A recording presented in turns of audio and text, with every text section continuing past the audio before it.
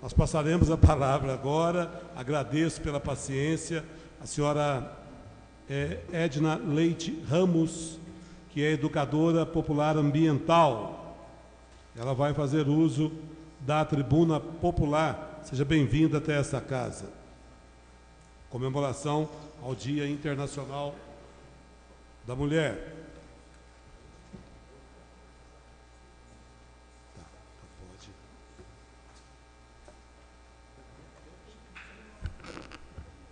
A Edna Leite Ramos, até 10 minutos, por gentileza, fique à vontade. Boa noite, vereadoras, boa noite, vereadores, boa noite, tribuna e demais pessoas que estão presentes e pela internet.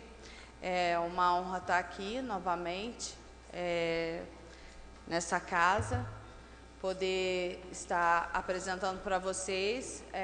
Como foi dito, eu sou educadora popular.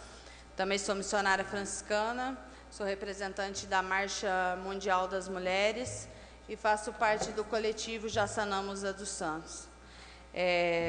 O motivo pelo qual a gente veio pedir o uso da tribuna dessa casa foi para que pudéssemos apresentar o trabalho de militância que há muito tempo nós estamos desenvolvendo no município, desde 2014, com esse coletivo.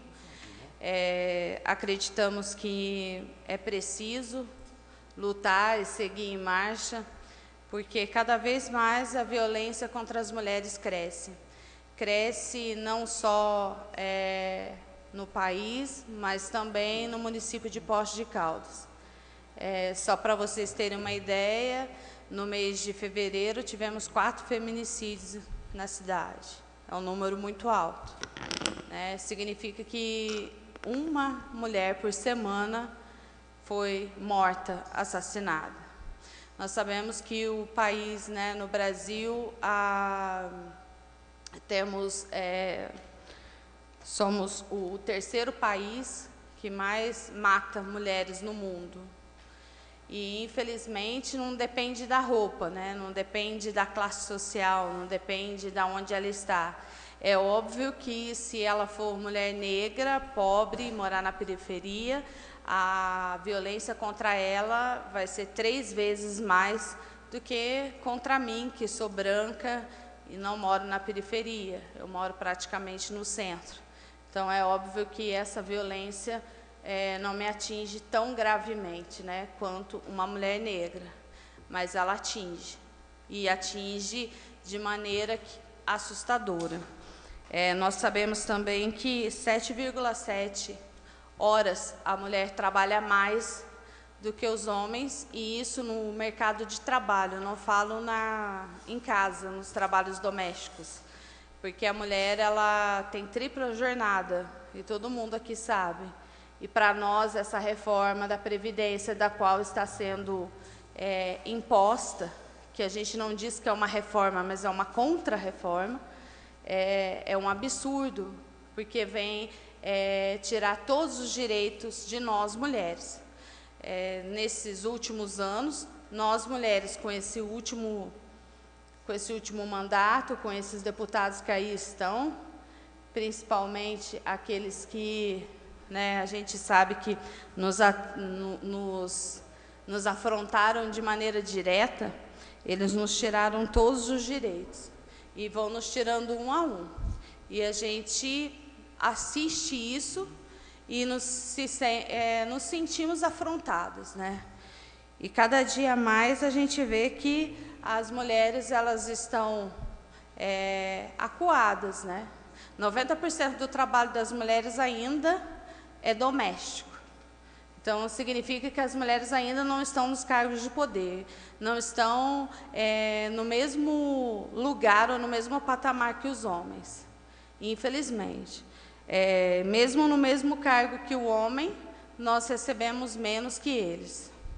E, infelizmente, sendo metade da população, nós temos 10% só de representatividade na Câmara de Deputados e temos só 16% no Senado, que é um pouquinho maior.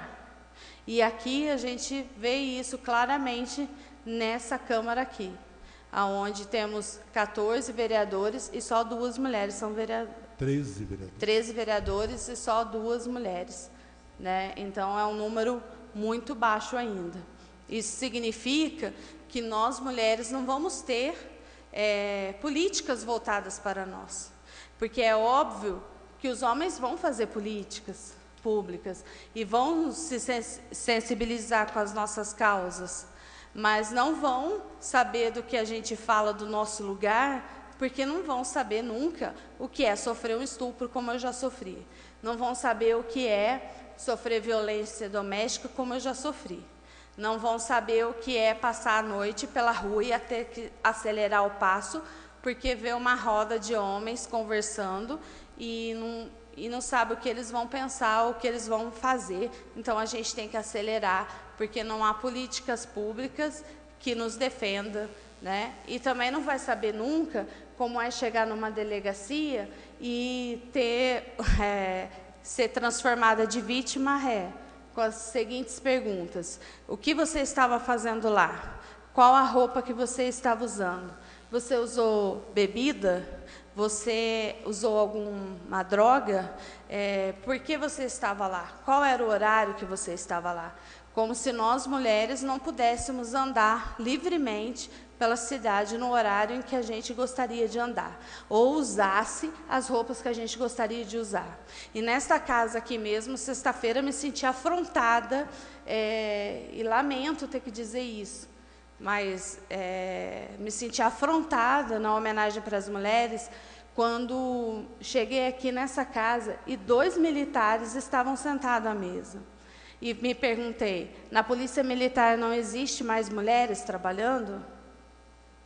Né? Porque por que na homenagem para as mulheres existiam 2 homens à mesa da Polícia Militar e não 2 mulheres?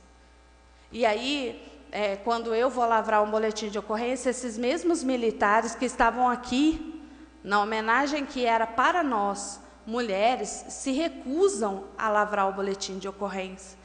E a gente tem que ir a 3, a 4 postos policiais diferentes e aguentar todo tipo de zombaria, de humilhação, de postergação e de ouvir assim: olha, não lavra o boletim de ocorrência, isso não vai dar em nada, é perda de tempo, desiste disso, retira a queixa.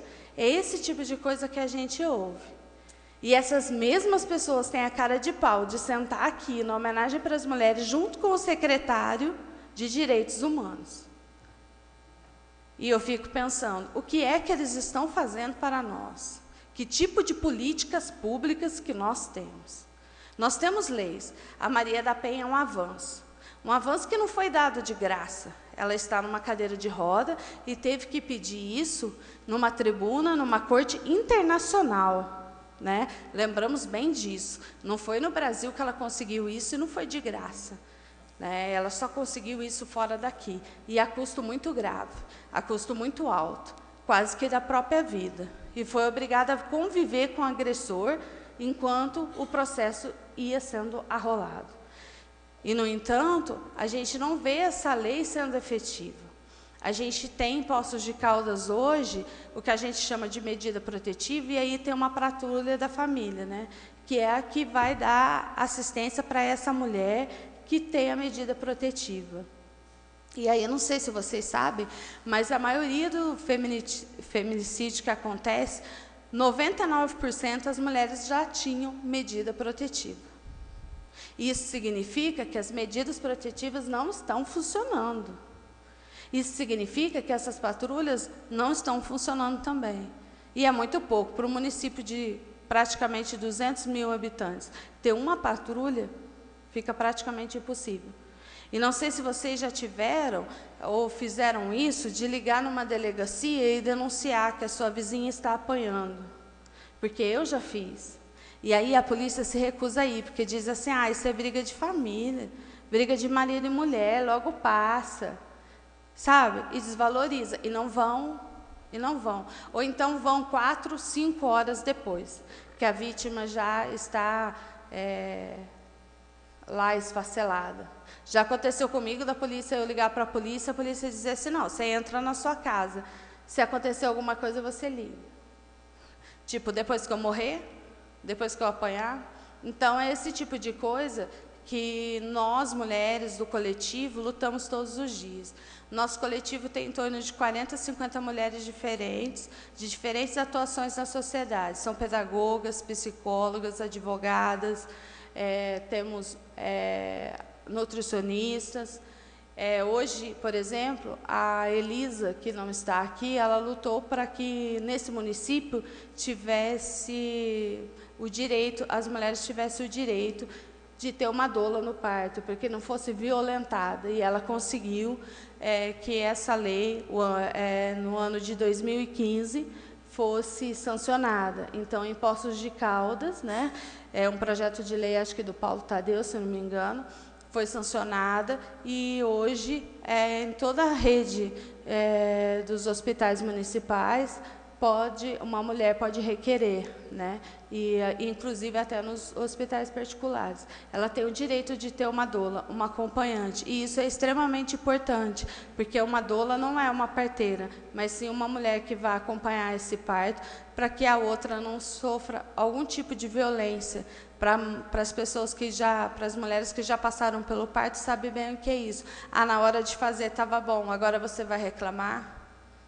Ou então vai tomar uma injeção de oxitocina na veia para ter mais força, para ter mais dor, para poder ter o filho. Então vai ter mais dor. Vai tomar um hormônio sem precisar. Ou então vai fazer um corte, né, entre a vagina, para que ela depois tenha, né, um parto aí, uma coisa totalmente desnecessária, e que muitos médicos fazem se valer, ou inclusive enfermeiros e médicos que sobem em cima da barriga da mãe para empurrar a criança para o parto sair mais rápido.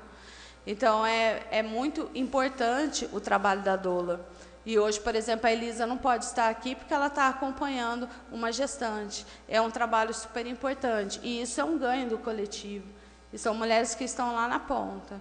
Eu e o Divino, que também hoje não pode estar aqui, que acompanha todas as sessões, a gente apresenta esquete em todas as escolas, em CRAS, em associações, para que a gente possa falar de violência contra a mulher.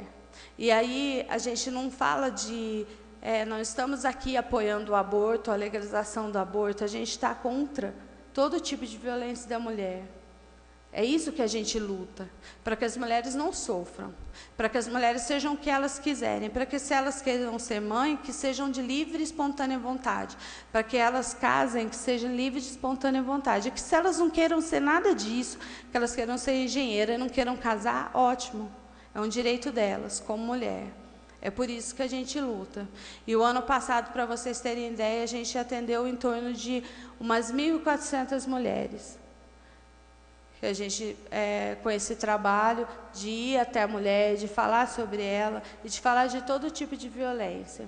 E a gente sempre frisa que as piores das violências são as psicológicas, porque quando a mulher apanha é ótimo, porque deixa um roxo enorme.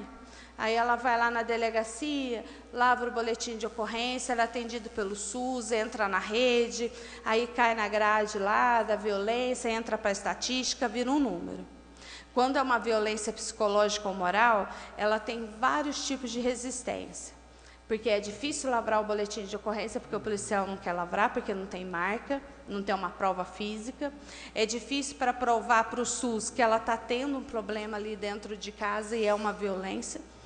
Então, há uma marca nela que é difícil curar, é difícil sarar, porque quando é uma violência física, você passa um curativo e sara, mas a violência na alma demora anos, talvez nunca vá sarar.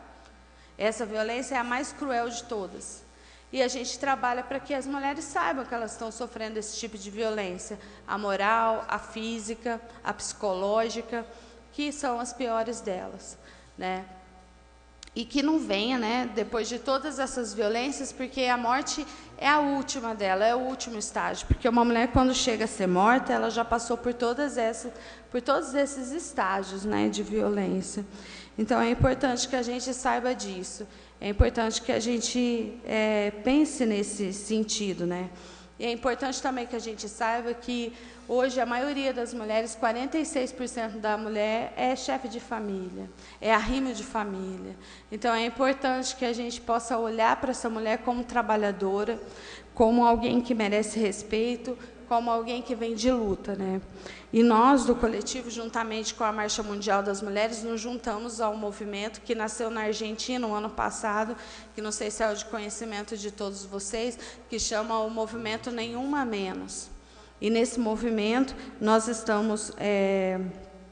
que está em mais de 30 países, né? Nós estamos convocando uma greve geral para amanhã, que é uma greve que leva como bandeira, né, contra o empobrecimento de todas as mulheres, contra a violência e o desrespeito aos direitos reprodutivos no Brasil. Não será diferente. E aqui, em Poços de Caldas, também não. Nós, do coletivo, muitas meninas vão parar amanhã. Nós fizemos uma panfletagem no terminal no dia 8, falando contra a reforma da Previdência e por essa pauta. E amanhã nós vamos estar nas ruas também. Nós estamos junto com a Frente Popular Brasileira também. E é importante ressaltar que nós estamos cada dia mais lutando por direitos iguais, né? E principalmente para que as mulheres possam ocupar lugares na política, né? Para que elas possam, de fato, ter leis voltadas para elas. Existem hoje 77% de mulheres que vivem em situação de violência, e essa violência ocorre semanalmente e diariamente, né, algumas diariamente. E 82% dessas violências acontece por parceiros ou pais. O lugar mais inseguro para a mulher viver hoje, e isso é a ONU quem diz, não sou eu, é a casa dela. Vejam como que é difícil. Muitas mulheres, elas estão a serviço do tráfico hoje, estão encarceradas porque elas são reféns dos seus próprios companheiros, que obrigam essas mulheres a fazerem o que chamam de mula, né? Que levam a droga e obrigam isso. E a gente, em Poços de Caldas, isso não é diferente. A gente vê isso acontecer nas periferias. Para quem mora nas periferias sabe disso. Isso é muito comum. Tem várias mulheres que estão a serviço do tráfico. 54% das pessoas conhecem alguém que já vivenciou ou já foi vítima de violência doméstica. E quem mais sofre com isso são as crianças, porque elas geralmente estão ali e veem as mães, né, que são vítimas de violência. Porque muitas delas têm, né, esse tipo de... são filhos, né, tem mães, obrigada, são mães e têm filhos, e os filhos assistem, né, essas violências. 72% dessas vítimas que morrem de violência são por arma de fogo, né, e depois são objetos cortantes, e depois contundentes, e por estrangulamentos, né.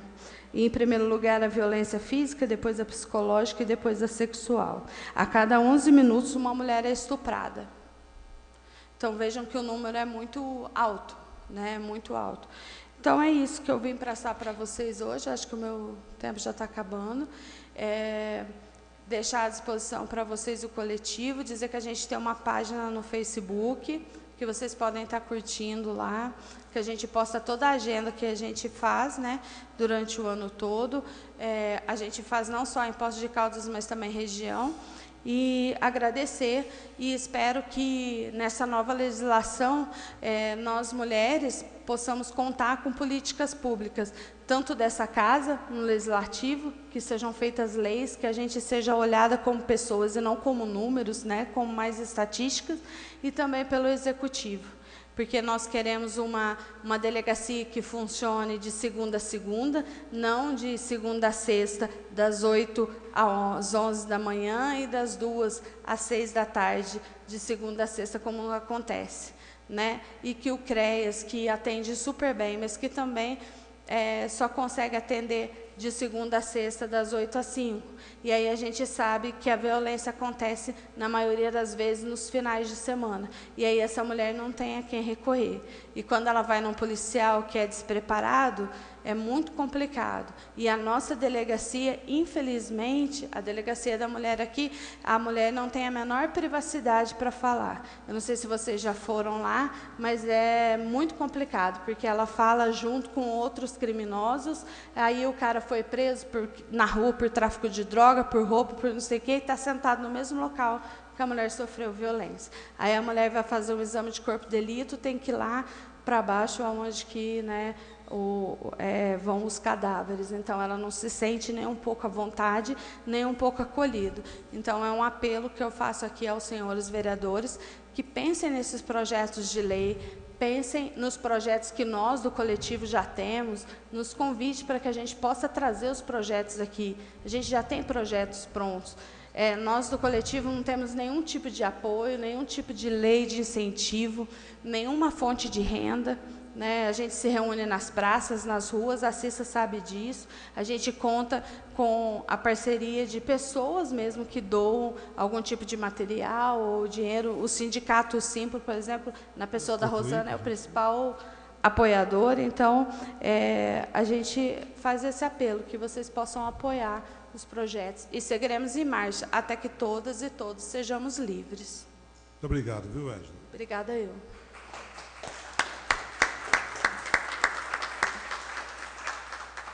Agradecemos aí a Edna Leite Ramos, educadora popular ambiental. Se quiser continuar acompanhando aqui, fique à vontade.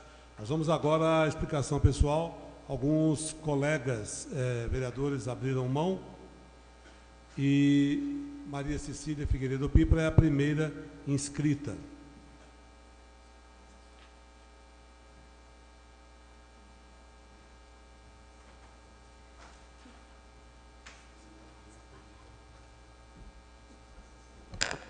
A palavra, vereadora Maria Cecília Figueiredo Pípari. Senhor presidente, senhora vereadora, senhores vereadores, senhoras e senhores, funcionários dessa casa, eu gostaria de trazer uma informação em relação ao Hospital Margarita Morales, até porque eu fui entrar em contato com o Cleiton, que foi o administrador anterior, e contar do requerimento do vereador Pedro, e ele me disse, vereador, que foi conquistado um recurso de R$350 mil na gestão dele no Margarita Morales, e que sobrou em caixa R$120 mil desse recurso, que tem como arcar com o pagamento do monitoramento lá do hospital. Então, já é uma grande vantagem para a administração, já podem checar lá, porque tem R$120 mil em caixa ainda, que pode ser utilizado. Eu acho que é uma grande notícia, né? E eu acredito, quando o Cleiton me disse de que deixou o recurso, porque eu acredito que o Cleiton fez um excelente trabalho, e eu acredito que a administração que ele também atuou foi uma administração que ela não fica falando, ela faz. Alguns questionamentos em relação aos discursos que eu estou vendo, né? E eu acabei pegando o plano de governo do prefeito eleito, que eu acho que é importante a gente trazer para a memória, porque eu estou encontrando com muitos servidores públicos, e principalmente servidores públicos de carreira, servidores ativos, né, que passaram por várias administrações, e que estão me relatando que eles estão sofrendo muito perseguição política. Eu fico triste, porque se dizia tanto que isso era coisa do PT, que o PT que perseguia, né? E cadê a valorização dos servidores? Né? Nós temos uma servidora que foi servidora padrão, e que ela foi tirada da secretaria que ela atuava e trabalhava muito bem, e não só atuou como funcionário na administração do Partido dos Trabalhadores, mas como nas outras administrações anteriores, ela não tem vínculo político com ninguém, e essa servidora agora está lá no Hemominas, foi colocada como se fosse um prêmio de consolação, e ela foi uma servidora padrão.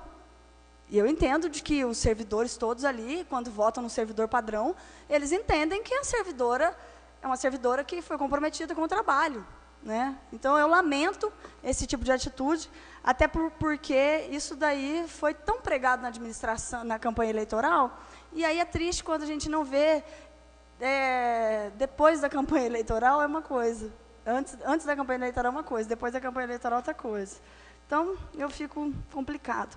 Vereador Paulo Tadeu, eu fico feliz quando você fez o pedido de informação em relação ao repasse agora e as negociações com os servidores públicos, até porque no plano de governo também tem uma fala, plano de recuperação salarial dos servidores com estudo visando repor gradativamente as perdas adquiridas entre 2001 a 2016. Então, quer dizer que eu acho que esse ano eles já vão ter uma reposição das perdas, porque eles iam pôr gradativamente, então, em 4 anos, eles vão conseguir colocar todas essas perdas de 2001 a 2016. Não estou falando nada de novidade para vocês, né? Até porque isso aqui estava no plano de governo do prefeito atual, né?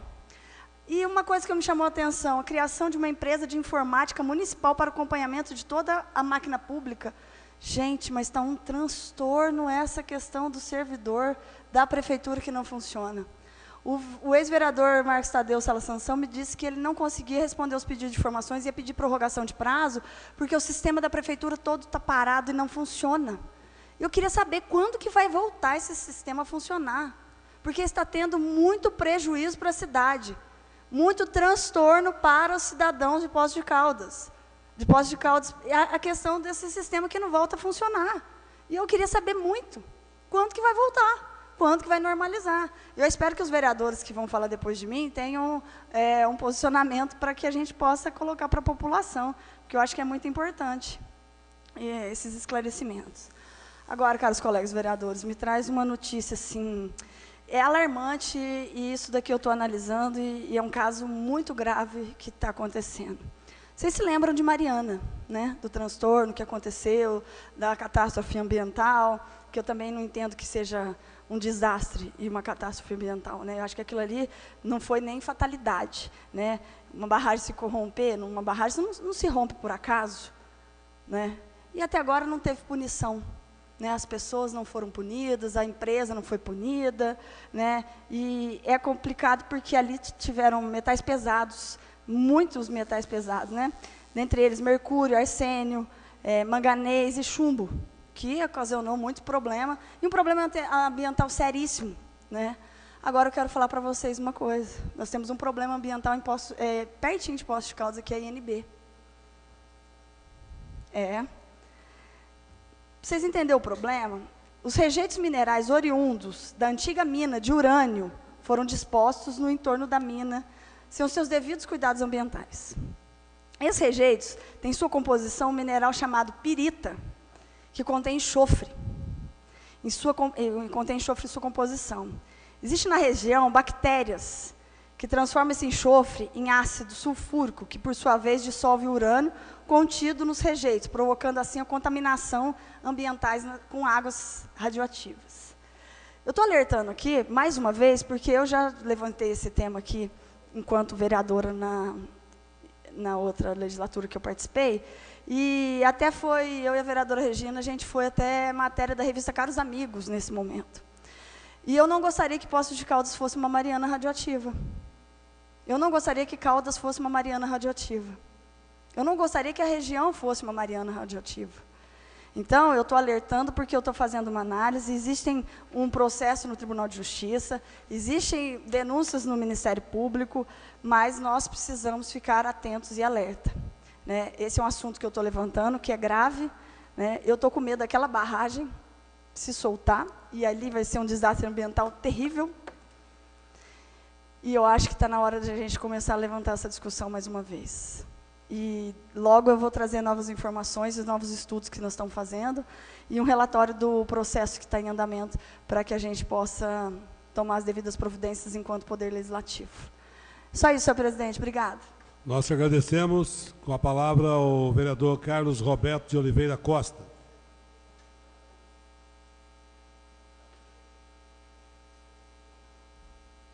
Excelentíssimo senhor presidente, excelentíssimos senhores vereadores, todos os presentes aqui, o público que também nos acompanha pela internet. A minha fala é muito rápida, eu gostaria apenas de saudar aqui, nesse momento, a minha filha Graciela Maria, que hoje faz 15 anos, e gostaria de lembrar aqui um dos requerimentos que eu fiz acerca das viagens para tratamento de saúde. Então, dentre essas viagens, há uma que, referente a Belo Horizonte, algumas pessoas nos procuram acerca disso, para questionar acerca da segurança mesmo, por conta dos motoristas, que não têm o devido descanso na viagem, que é uma viagem desgastante até Belo Horizonte. É um dos requerimentos que eu trago aqui. Gostaria também, né, sem dúvida, que tivesse uma rápida resposta, para que a gente pudesse tomar as providências necessárias. Uma boa noite a todos, Deus abençoe a todos, viva Cristo, viva o Brasil. O vereador Lucas Arruda está abrindo mão do seu espaço e o último inscrito é o vereador Ricardo Sabino dos Santos.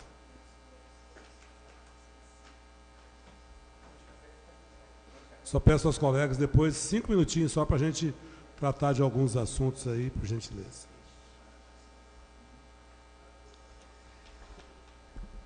Senhor presidente, caros vereadores, público aqui presente e também queridos cidadãos que nos acompanham pela internet, quero ressaltar aqui a presença do Rícaro, da Flávia, com a Lavínia, que muito cooperaram e lutaram comigo para a apresentação de um projeto que hoje eu fiz nesta casa, que é o projeto Postos Acessível.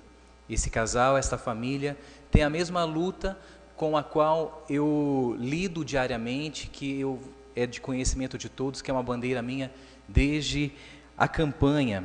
E o projeto Postos Acessível, ele tem como objetivo criar uma consciência cidadã, uma verdadeira cultura de integração, de acessibilidade, porque o que nós podemos perceber, e eu posso dizer que eu sinto na pele, é que além dos deficientes encontrarem obstáculos, resistência física por onde quer que eles vão, eles ainda sofrem uma situação que se torna ainda mais constrangedora, que é o preconceito.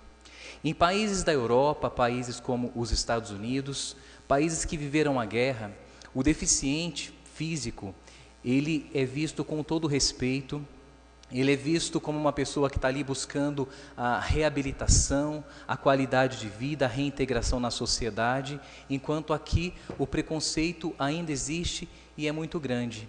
Eu digo porque minha esposa é de conhecimento de todos, é cadeirante e diariamente nós lidamos com situação nesse sentido. Para falar um pouquinho sobre o que traz, o que é o projeto Postos Acessível, eu queria citar aqui alguns exemplos, né? Está aí, todos podem ver, eu não quero fazer propaganda, mas esta é a entrada da Pernambucanas de Poços de Caldas. Um investimento muito simples e barato, mas que está aqui deixando claro o respeito que esta empresa tem ao deficiente físico. Ao lado desta mesma empresa, está uma outra, que está aqui a Lavínia, nossa atriz da foto, que está dormindo ali no colo da mãe, que como que essa garotinha, sem o auxílio de uma pessoa, subiria e teria entrada nesta mesma loja. Então, gente, por isso que eu quero dizer que a gente tem que criar uma cultura de acessibilidade. Nós temos que verdadeiramente nos colocar no lugar do outro, criar empatia. E aqui eu quero mostrar uma outra situação. Praça dos Macacos de Poços de Caldas. Eu quero aqui abrir aspas e dizer assim que houve boa vontade, né, de tentar fazer alguma coisa. Não sei se eu posso chamar isso de boa vontade, mas não houve nenhuma técnica, não teve a capacitação necessária para que isso acontecesse da forma devida. Devo ressaltar que nessa mesma praça, onde está a vaga de cadeirante, onde eu paro o carro para retirar a minha esposa, está um canteiro de flores. Ou seja, eu tenho que parar o carro na vaga de ônibus, descer a Zélia e só então entrar na vaga de cadeirante. Então, é isso que o projeto quer contemplar, que tudo que seja feito com responsabilidade, com carinho e que traga realmente efetivos avanços e conquistas para essa população. Gente, olha essa situação. Vocês acham que isso é acessível para alguém? As calçadas da nossa cidade, né? Nós que somos uma cidade belíssima, turística, que deveria estar promovendo a mobilidade, né? Infelizmente, temos muito ainda a conquistar. Em frente à matriz, uma cadeira de rodas, isso é uma coisa muito frequente em todas as nossas esquinas. Sem o acompanhante, o cadeirante não tem condição de ter acesso à nossa cidade. E Por fim, isso não é em Poços de Caldas, infelizmente, mas é um sonho de consumo, né? Que todas as nossas calçadas, nós tenhamos acessibilidade para que todos tenham o direito de ir e vir. Então, como é que esse projeto quer criar essa consciência? Entre outras coisas, nós vamos instituir o selo Poços Acessível. Então, aquela loja que tem a rampa, que o provador, porque isso é uma outra situação que ninguém pensa. Eu posso dizer que 90% das lojas de Poços de Caldas não tem um provador que cabe um cadeirante. Eu sinto isso na pele com a Zélia constantemente. Quando ela vai ao médico, ela faz uma ligação para perguntar se o médico tem acessibilidade, as pessoas têm dificuldade de entender o termo acessibilidade. Aconteceu uma vez que nós fomos ao médico, a secretária disse, não, aqui tem elevador, mas para chegar no elevador tinha uma escadaria enorme. Então, falta conceito, cultura, e é isso que o projeto pretende criar. Então, numa loja que tem a rampa, que tem o provador, ele vai receber lá o selo Poço Acessível, de loja acessível. A loja do lado vai falar, poxa, que legal essa cultura, e é tão barato fazer uma rampa, eu quero esse selo, eu quero fazer também. O médico que tem acessibilidade, que escolhe uma localidade para alugar, que tem o elevador, que tem essa rampa, ele vai então receber o selo de doutor acessível, olha que legal, e o outro vai falar, não, eu quero locar o meu consultório num local que promova a acessibilidade, e nós vamos assim criando uma cultura. Por isso eu quero quero poder contar com todos vocês. Esse projeto vai estar tramitando, né, internamente nas comissões. Esse projeto ele contempla ainda a criação de uma comissão para eleger quais são os estabelecimentos que fazem jus, né, a este selo, e ainda busca instituir o Dia Poço Acessível para celebrar as conquistas alcançadas e almejar avanços nesse sentido. Utilizaríamos o dia 21 de setembro, que já é um dia para a conscientização nacional para essa luta do deficiente físico. Quero poder contar com vocês. Deus abençoe. Obrigado, vereador Ricardo Sabino Santos.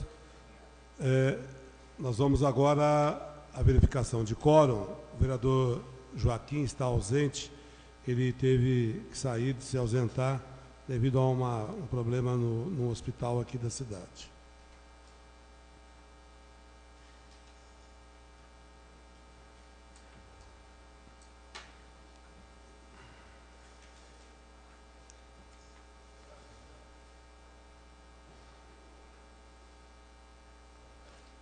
Peço a todos que fiquem em pé.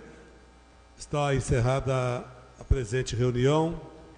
Sob as bênçãos de Deus, declaro encerrada a sessão ordinária desta terça-feira e peço a todos uma saudação ao Pavilhão Nacional com a salva de palmas.